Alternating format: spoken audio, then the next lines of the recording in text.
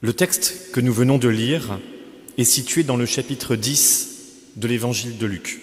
Ce chapitre contient la scène où Jésus est interrogé sur le plus grand commandement, c'est à peu près ce qu'on a entendu dans la volonté de Dieu. Et puis juste après, c'est la parabole du bon samaritain qui répond à la question « Qui est mon prochain ?» Et puis juste après, c'est la scène de Marthe et Marie,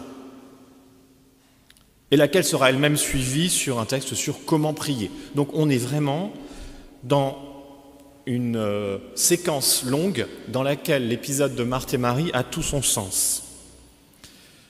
Parce que ce texte permet en fait de creuser la logique des deux commandements et leur articulation parfois difficile. Oui, en effet, comment articuler nos vies entre « tu aimeras Dieu » et « tu aimeras ton prochain » comme toi-même.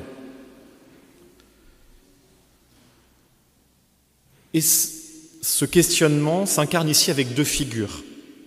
Marie, qui est en relation avec Dieu, c'est elle qui écoute, qui prie, qui s'ouvre, qui prend le temps. Marthe, elle accueille Dieu chez elle.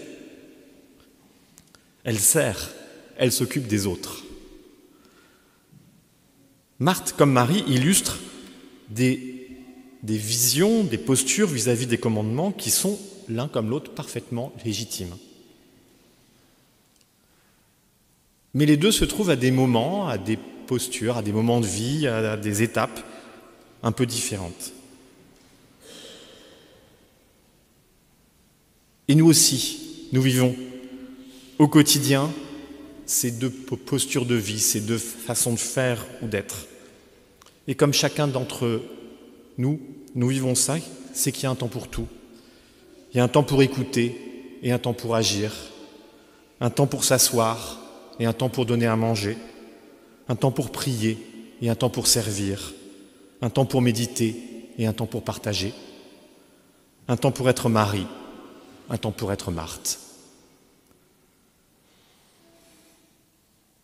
Alors pourquoi sommes-nous si mal à l'aise face à l'inconfort, à l'inquiétude de Marthe, cette impression de rejet? Pourquoi est-ce qu'on la ressent aussi intimement? Parce que dans le texte, c'est à Marthe que nous nous identifions. Et c'est ce qui nous frustre d'autant plus. Parce que Marthe fait telle chose. C'est elle qui a Jésus, c'est elle qui lui ouvre sa maison. C'est elle qui lui donne du temps pour se reposer et du temps pour parler.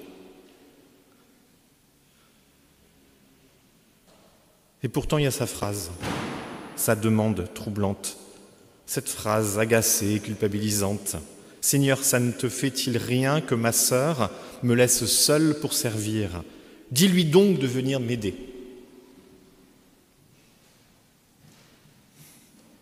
Alors d'abord, Marthe demande pour une autre ce qui est bon pour elle. Si Marthe souhaite agir, ce n'est peut-être pas le temps pour Marie de le faire. Ce qui est bon pour Marthe n'est pas forcément bon pour Marie au moment où elle le demande.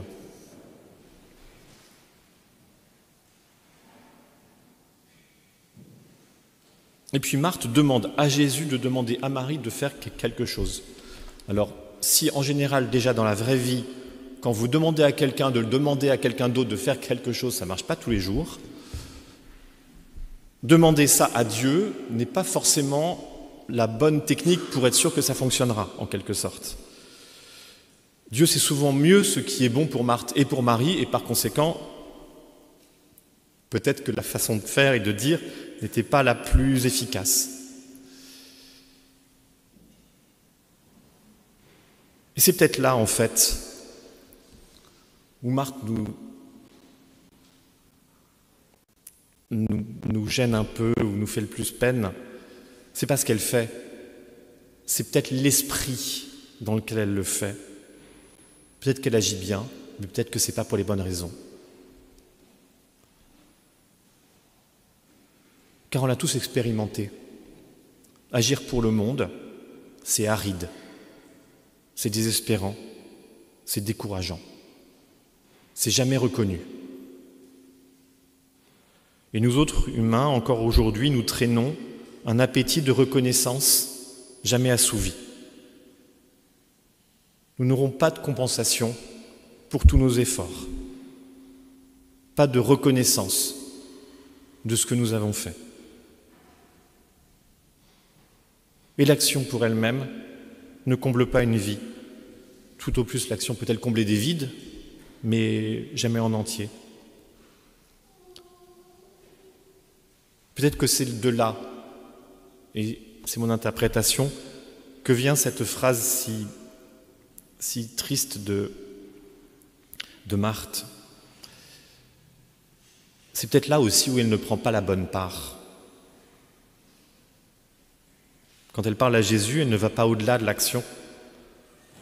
Elle ne revient pas à la raison pour laquelle elle agit. Et reconnaître cette raison, c'est ça la bonne part. Nous sommes invités à revenir à Dieu.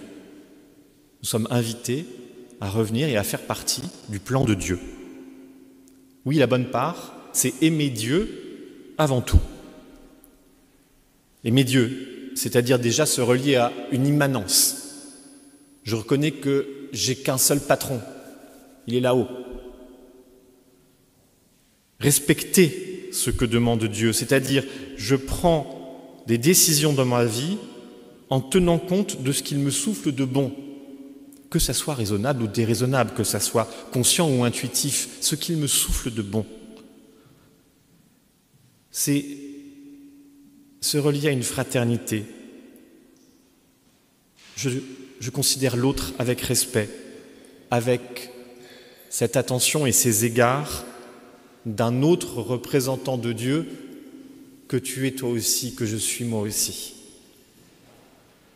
C'est aussi accepter que ma vie a un sens, pas forcément pour moi, mais pour Dieu. Et enfin, la bonne part, aimer Dieu, c'est aussi faire partie de son plan. Dieu n'a que nos bras pour faire agir. Il a décidé que c'était nous qui allions être ses bras. Et il n'y a que nous pour développer son plan. Aimer Dieu, c'est ce qui prime, c'est ce qui permet d'aimer son prochain. Donc, le chapitre sur quel est le plus grand commandement finit par la bonne part. Tu aimeras Dieu, donc tu pourras aimer ton prochain. Agir avec lui, agir pour lui. C'est la porte d'entrée. Notre rôle, c'est de ne pas se tromper de reconnaissance. Nous faisons partie de ce plan, c'est ce qui nous rend plus grands, c'est ce qui nous rend plus forts, c'est ce qui nous rend plus en lien avec le monde. Et nous avons cette reconnaissance à l'égard de Dieu de faire partie de ce monde-là et qu'il compte sur nous à ce moment-là. Donc, avant d'être reconnus, peut-être que nous avons plutôt nous-mêmes à assurer cette reconnaissance à l'égard de Dieu. J'aime beaucoup l'idée d'action de grâce, ce terme même d'action de grâce. Pourquoi ? Parce qu'il y a action dedans. C'est-à-dire que notre capacité à témoigner de la reconnaissance que nous avons en Dieu, elle se fait dans notre action. Et c'est ça notre plus belle louange. Bien sûr, il y a plus d'un chemin pour arriver à Dieu. Bien sûr, il sera temps pour Marthe d'apprendre à écouter Dieu et d'agir pour lui donner sens et se donner sens aussi. Comme il sera temps pour Marie d'agir pour les autres à un autre moment. Et il est temps pour nous d'accepter la bonne part, d'aimer Dieu, de l'aimer parce qu'il nous le demande, de l'aimer parce que ça nous donne sens, de l'aimer parce que ça nous fait agir, de l'aimer parce que ça nous fait du bien. Amen.